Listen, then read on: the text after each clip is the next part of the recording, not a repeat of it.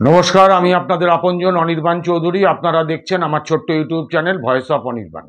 প্রতিদিন রাত 8টার মতো আজকেও একটা নতুন এপিসোড নিয়ে রাত 8টায় আপনাদের কাছে চলে এলাম। আপনাদের কাছে আজকের বিষয়বস্তু, আলোচনার বিষয়বস্তু ইতিমধ্যেই পৌঁছে দিয়েছি, আপনারা নিশ্চয়ই দেখেছেন। সেটার আর পুনরাবৃত্তি করছি না। আলোচনা যখন করব তখন বিস্তারিতভাবেই করব, খুব অল্প সময়ের মধ্যে। আপনাদের কাছে খালি অনুরোধ, চ্যানেলটাকে যদি সাবস্ক্রাইব না করে থাকেন, সাবস্ক্রাইব করে পাশের বেল আইকনটাকে প্রেস করে অল অপশানটাকে সিলেক্ট করে রাখুন, যাতে এই আমার সমস্ত ভিডিওর নোটিফিকেশন আপনাদের কাছে সর্বাগ্রে পৌঁছয়। আর দ্বিতীয় কথা হচ্ছে, আপনারা আপনাদের গঠনমূলক মতামত এই কমেন্ট বক্সে দেবেন এই ভিডিওর ভিত্তিতে। আর 3 নম্বর হচ্ছে যে আপনারা দয়া করে বামপন্থী সমর্থক বন্ধুদের বলছি, আপনারা কেটে দেখবেন না ভিডিওটা, পুরোটা শুনুন, সবটা বুঝতে পারবেন। ভালো লাগলে আপনাদের পরিচিত মহলে ব্যাপকভাবে শেয়ার করুন, কারণ বামপন্থীদের হতাশ করে দেওয়ার জন্য, অপ্রাসঙ্গিক করার জন্য যে অপপ্রয়াস চলছে, এটাকে আমি আমার বিশ্লেষণ দিয়ে বামপন্থীদের হতাশ না হওয়ার কথাই বলবো।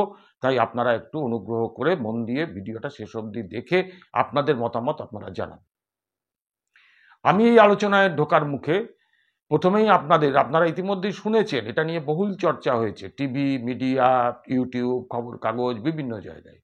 তবু বলি, কয়েকদিন আগে বিজেপি রাজ্য কমিটির মিটিং ছিল কলকাতা সায়েন্স সিটি হলে। সেখানে বিরোধী নেতার এবং বিজেপি নেতা শুভেন্দু অধিকারীর একটি বক্তব্য নিয়ে গোটা দেশ তোলপাড় হয়েছে। আপনারা সবাই ইতিমধ্যে শুনেছেন। তবু আমি অংশ বিশেষ খুব সংক্ষেপে একটু শোনাই, আপনারা শুনে নিন, তারপরে আলোচনায় আসছি। হিন্দু বাঁচাবো, সংবিধান বাঁচাবো। আর বলবো, আমিও বলেছি রাষ্ট্রবাদী মুসলিম, আপনারাও বলেছেন সবকা সাথ সবকা বিকাশ। আর বলবো না, বলবো जो हमारे साथ हम उनका साथ, जो हमारे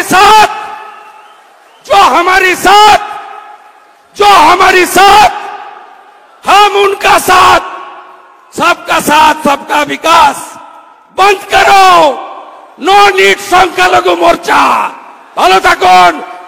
শুনলেন আপনারা, বিজেপি নেতা এবং বিরোধী দলনেতা শুভেন্দু অধিকারী পরিষ্কার হিন্দুত্বের কথা বলছেন, এবং তিনি এই সবকা সাথ সবকা বিকাশ, সবকা প্রয়াস, সবকা বিশ্বাস যেটা প্রধানমন্ত্রী বলেন সেটাকে উনি নস্যাৎ করলেন।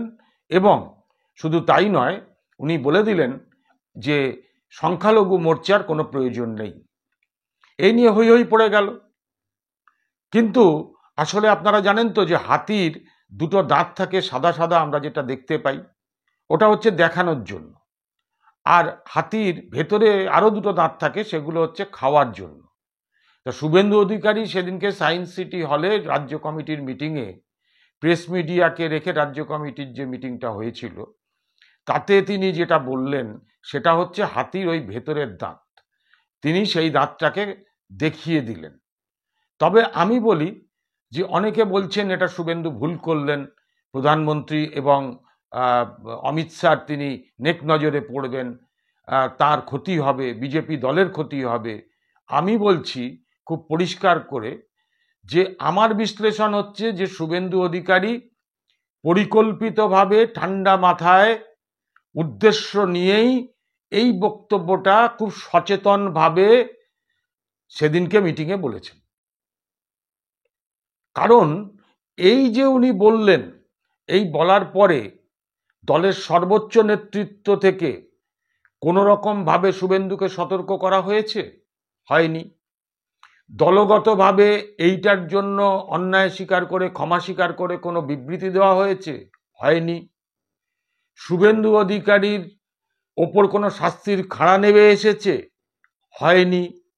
সুতরাং এটা আমি বলবো যে একেবারে পরিষ্কারভাবে বিজেপির কেন্দ্রীয় নেতৃত্বের অনুমোদনেই এই কথাটা শুভেন্দু অধিকারী বলেছেন। আর নরেন্দ্র মোদী বা বিজেপির নেতারা জনসভায় দাঁড়িয়ে যে কথাগুলো বলেন, সবকা সাথ সবকা বিশ্বাস সবকা প্রয়াস ইত্যাদি, এগুলো হচ্ছে ওই হাতির সাদা দাঁত, এগুলো আসল কথা নয়। বিজেপির মনের কথাটা শুভেন্দু অধিকারীকে দিয়ে বলিয়ে দেওয়া হয়েছে। এখন শুভেন্দু অধিকারী এই যে কথাটা বলেছেন, আমি পাশাপাশি আপনাদের আরেকটা অত্যন্ত জরুরি কথা বলি। যে ভারতবর্ষের প্রধানমন্ত্রী, তিনি আপনারও প্রধানমন্ত্রী, আমারও প্রধানমন্ত্রী, যিনি বিজেপি করেন তারও প্রধানমন্ত্রী, যারা আমরা বিজেপি করি না তাদেরও প্রধানমন্ত্রী। তাহলে ভারতবর্ষের প্রধানমন্ত্রী হিসাবে উনি এই যে সাম্প্রতিককালে মহরম হয়ে গেল, এই মহরমে কোনো শুভেচ্ছা বার্তা ওনার টুইটে কি দিয়েছেন, এক্স হ্যান্ডেলে দিয়েছেন? আমি বলে দিচ্ছি দেননি, দেখে নিন, চেক করে নিন। তার মানে এইটা হচ্ছে বিজেপির প্ল্যান। আর পশ্চিমবঙ্গের ক্ষেত্রে বিজেপি অত্যন্ত ক্যালকুলেটিভ ওয়েতে এটা শুভেন্দুবাবুকে দিয়ে বলিয়েছেন যে পশ্চিমবঙ্গে তৃণমূল বিরোধিতার জায়গা থেকে হোক আর ওই গুপ্ত হিন্দুত্ববাদ থেকে হোক, ইতিমধ্যেই বিজেপি কিন্তু 37 থেকে 38% ভোট তাদের নিজেদের কবজায় করে নিয়েছে। এখন বিজেপি জানে যে আমি তো সবটাই হিন্দুদের ভোট থেকে পেয়েছি। এই যে 37-38% যে ভোট, এটা কিন্তু বিজেপি পেয়েছে হিন্দুদের ভোট।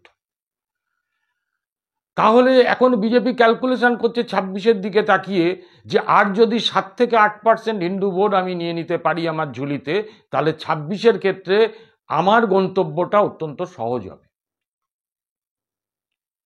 এখন যে কারণে কিন্তু এই কথাটা বলা হয়েছে, অন্যান্য বড় বড় বিশ্লেষকরা যাই বলুন না কেন, এটা স্পষ্টত ঠান্ডা মাথায় পরিকল্পনা মাফিক এবং অঙ্ক কষে হিন্দুত্বের জিগির দিয়ে হিন্দু সম্প্রদায়টাকে একত্রিত করার একটা কৌশল।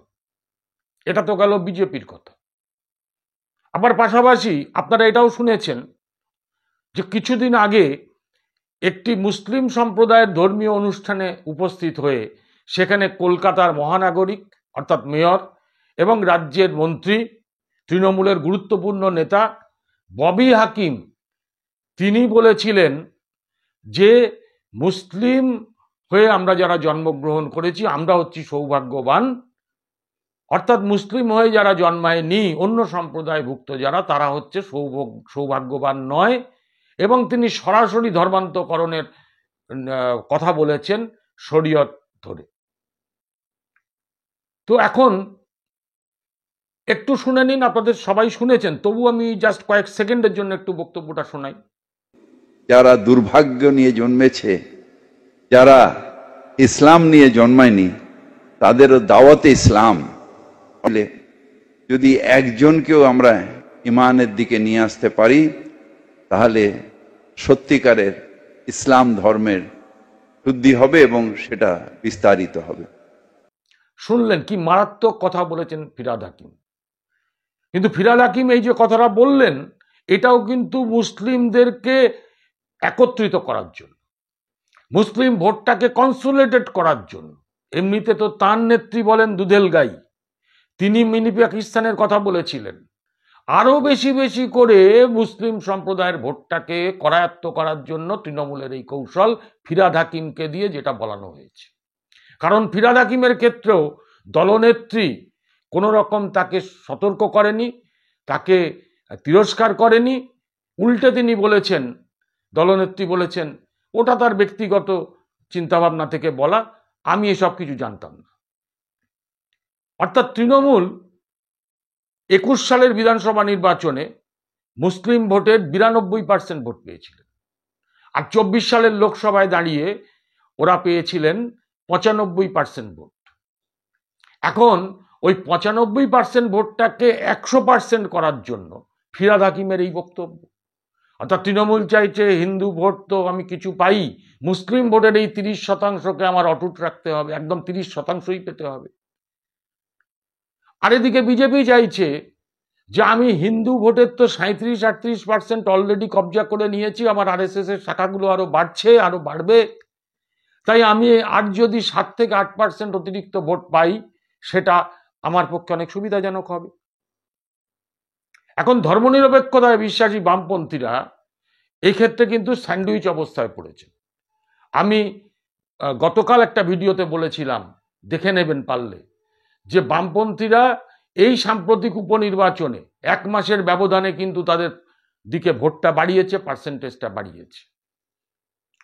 আর এই অবস্থার মধ্যে দাঁড়িয়ে বামপন্থীদেরকে অপ্রাসঙ্গিক করার জন্য, আজকে বামপন্থীদেরকে স্যান্ডউইচ বানিয়ে দেওয়ার জন্য, বামপন্থীদের মূল্যহীন করে দেওয়ার জন্য আজকে পরিকল্পিতভাবে তৃণমূল এবং বিজেপি এইভাবে মেরুকরণের রাজনীতি করছে। আমি শুধু একটা কথা বলবো বামপন্থী কর্মীদের, এতে চিন্তা করবেন না, এতে ভাবনার কিছু নেই। জয় একদিন হবেই। 34 বছরের শাসনকালে যদি কিছু ভুল হয়ে থাকে সেটা স্বীকার করেছেন বারবার বামপন্থী নেতারা, কিন্তু 34 বছরের আমলে যেমন কোনো বামপন্থী নেতা দুর্নীতির দায়ে জেল খাটেননি, আবার 34 বছরে কিন্তু কোনো বামপন্থী নেতা তারা কিন্তু ধর্মীয় মেরুকরণ করে বা ধর্মে ধর্মে বিভেদ বাঁধিয়ে দেননি। সুতরাং মানুষ তার জীবনের অভিজ্ঞতা থেকে বুঝবেই। এবং বামপন্থীদের যেটা করা দরকার এই মুহূর্তে, যে শ্রেণী পার্টি হিসাবে শ্রমিক কৃষক আন্দোলনটাকে জোরদার করা, অন্যান্য গণসংগঠনগুলোকে চাঙা করে দু হাতে কাজ চাই, পেটে ভাত চাই, কলকারখানা খোলা হোক, আজকে গণতন্ত্র রক্ষা হোক, এই দাবিতে আন্দোলনটাকে একেবারে চুইয়ে ফেলতে হবে প্রান্তিক মানুষটার মধ্যে। সেইটা হলেই কিন্তু মুক্তি সম্ভব। বামপন্থীরা তো এক্ষুনি চিন্তা করছেন না যে আমি ওই নবান্নতে গিয়ে দখল নিয়ে বসবো বা রাইটার্সে দখল নিয়ে বসবো। বামপন্থীরা যেটা চাইছেন যে এখন যে পরিস্থিতি, এই 0 থেকে 1, 1 থেকে 10, 10 থেকে আরো বাড়বে।